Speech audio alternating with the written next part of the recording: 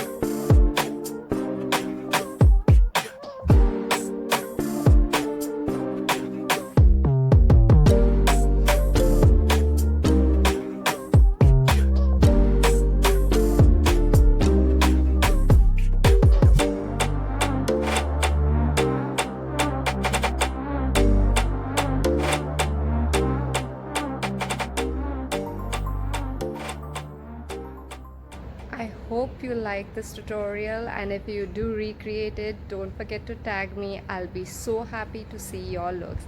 Till next time, goodbye.